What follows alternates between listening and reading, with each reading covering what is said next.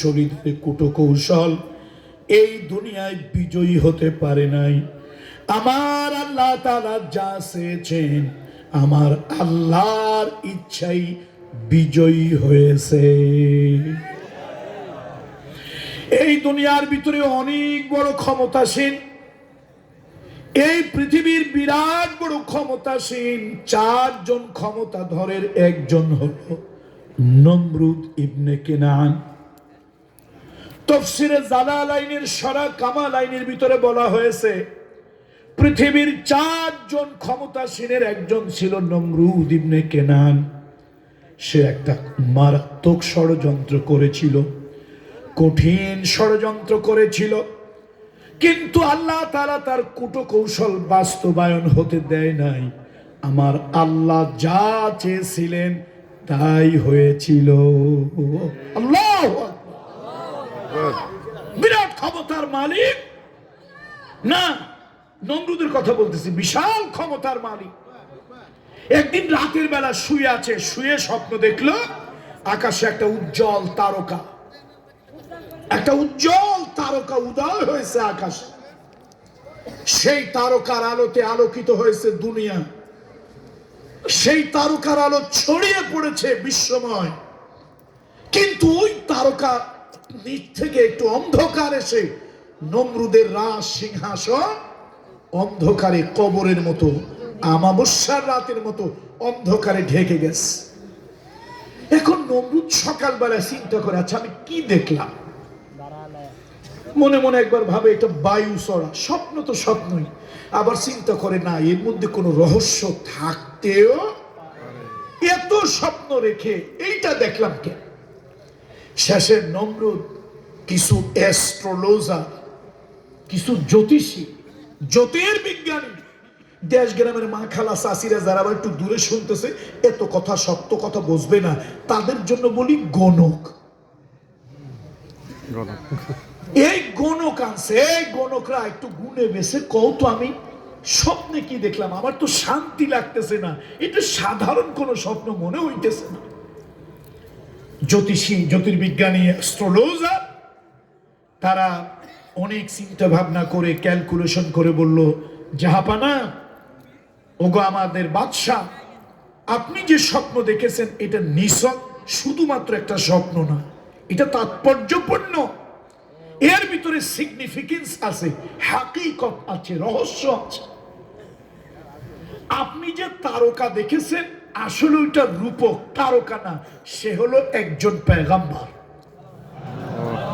আর যে আলো দেখছেন সে আলো তারকার আলো নয়, ওইটা হলো নবুয়তির আলো, হেদায়েতের আলো, আল্লাহ প্রদত্ত ওহীর নূরের আলো।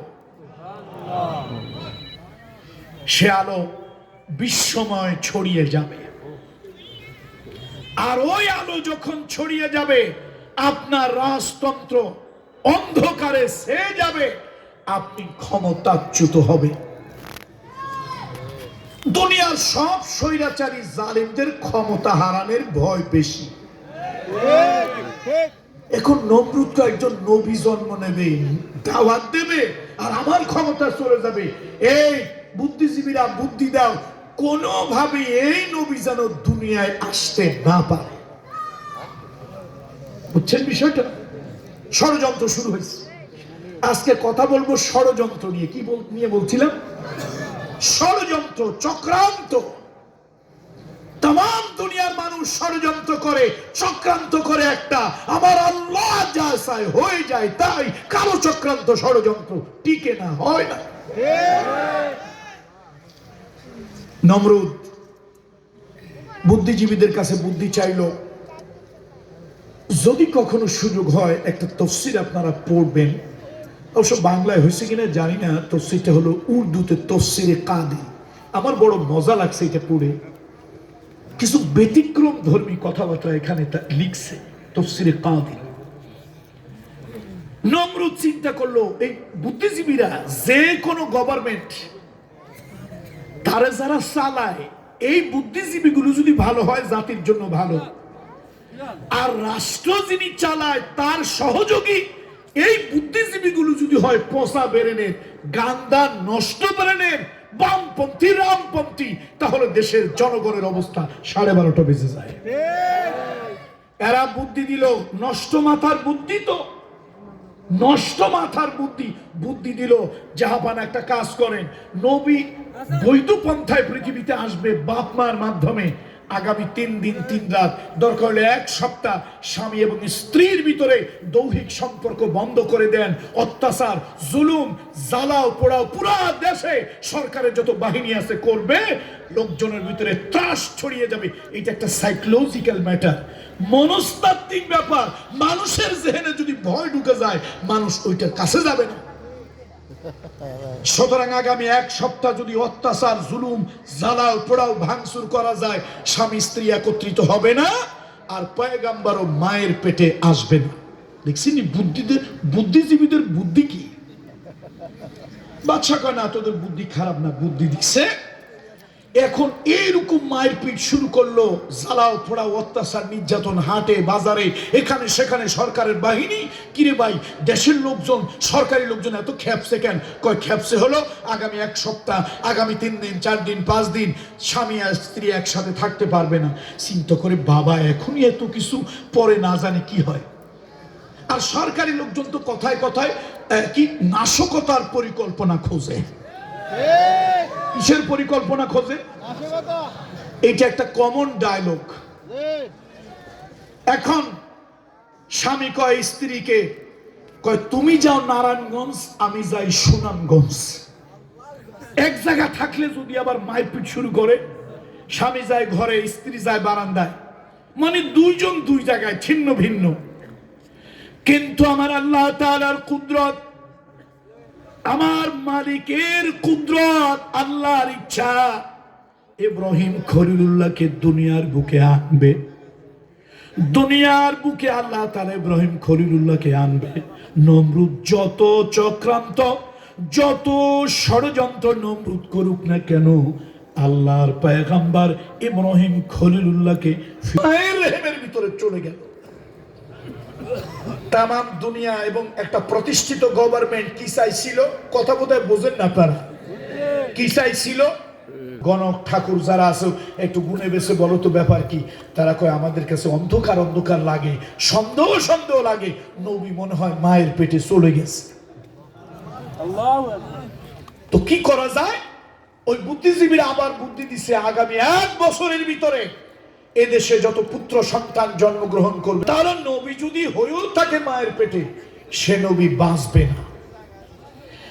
বন্ধুরা আমার, মুরব্বীরা আমার,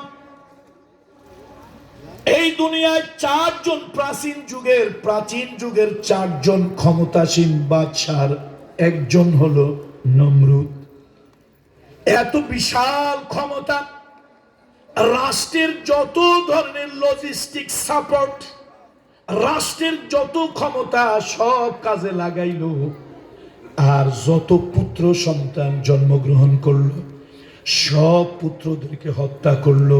কিন্তু বিবি আদনার ঘরে, বিবি আদনার পেটে ইব্রাহিম খলিলুল্লাহ, আল্লাহ তাআলার কুদরত, এক এক করে 7 মাস বয়স হয়ে গেল।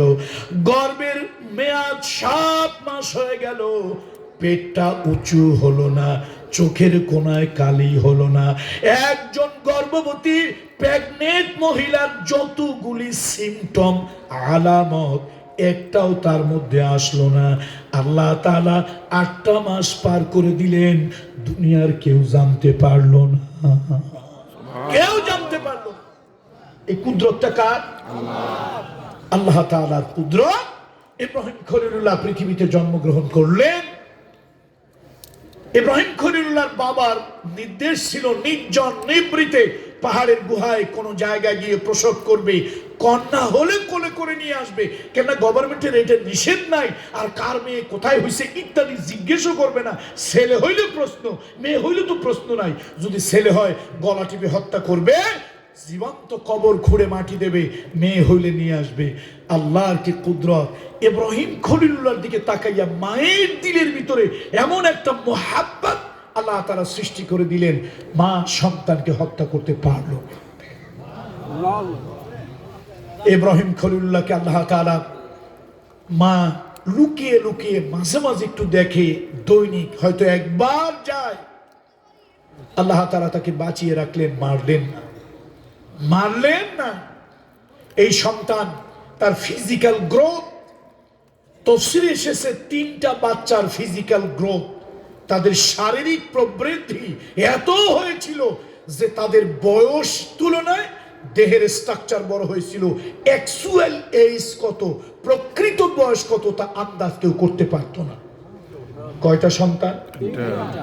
3টা সন্তান। এটা আল্লাহর কুদরত, এটা একটা স্পিরিচুয়াল ম্যাটার, একটা সুপার ন্যাচারাল ম্যাটার, এটা একটা অলৌকিক ব্যাপার, এটা একটা মুজিজা। কয়টা সন্তান?